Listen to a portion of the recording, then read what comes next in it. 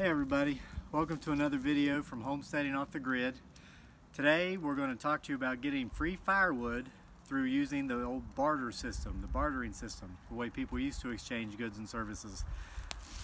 I had a good or a service I offered or sold, and if you had a good or a service you provided, we would exchange. There was no currency transacted.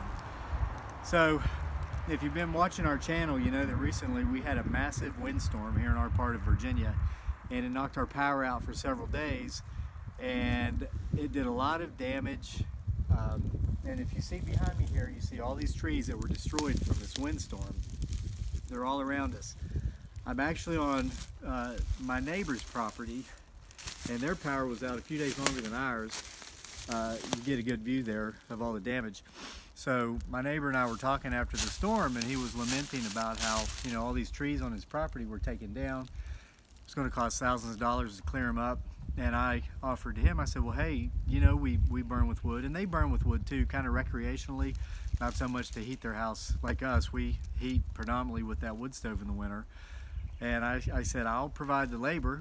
You've got the trees. I'll clear up your trees. I'll do the cutting, and we'll split the firewood. And he said, hey, if you're willing to do that, you take all the firewood. And I said, I appreciate that. We'll probably end up taking most of it because, as you know, we heat with it.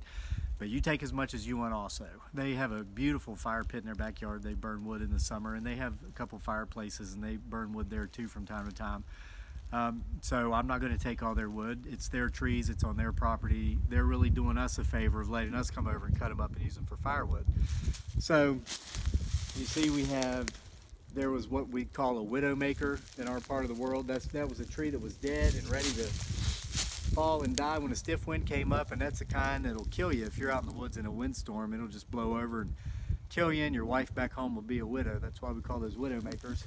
You can see it completely uprooted a perfectly healthy red oak back there, and when this red oak fell, it landed on a perfectly healthy white pine and just snapped it right at the base. I mean, that is a good, healthy tree. There was no disease, no decay, nor in this one. It's just the winds were so strong, they were in excess of 80 miles an hour.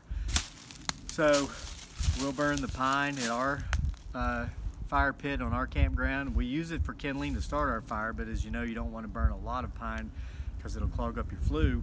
But this red oak is going to make great firewood, and this is just one section of their property. They have several acres, and there's trees down all over it, so we're not going to have to worry about firewood for the next several years. And here, folks, we have the same thing.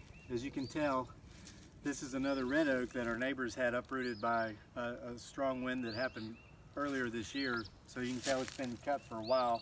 So we're over here, we're going to finish working this one up for a while and then go back there into the woods and show you the ones that we just showed you and start cutting those up. This is such a huge favor to us, and this is important to understand when you're thinking about your firewood, because the first year we bought our home, which you can see from a different angle behind us here, we came in just as fall was beginning, and we didn't have time to cut our own wood, so we ended up buying firewood that winter, and we spent over $800 on 10 truckloads, or 7 or 8 truckloads of firewood, because it's about $135 in our area. We ran out in February and had to buy more for March and first part of April.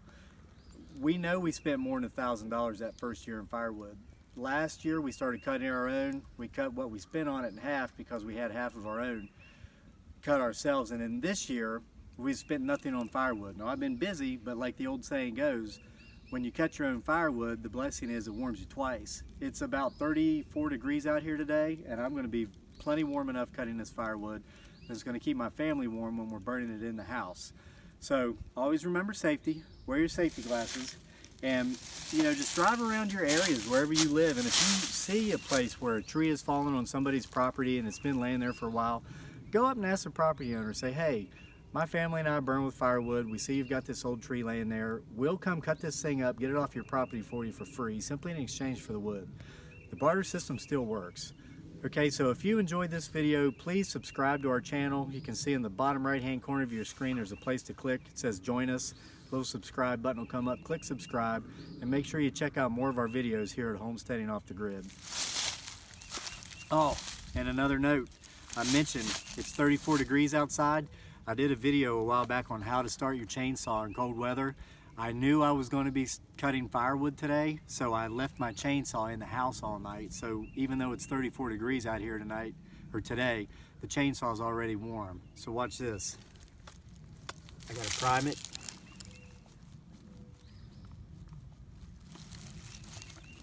Put the choke.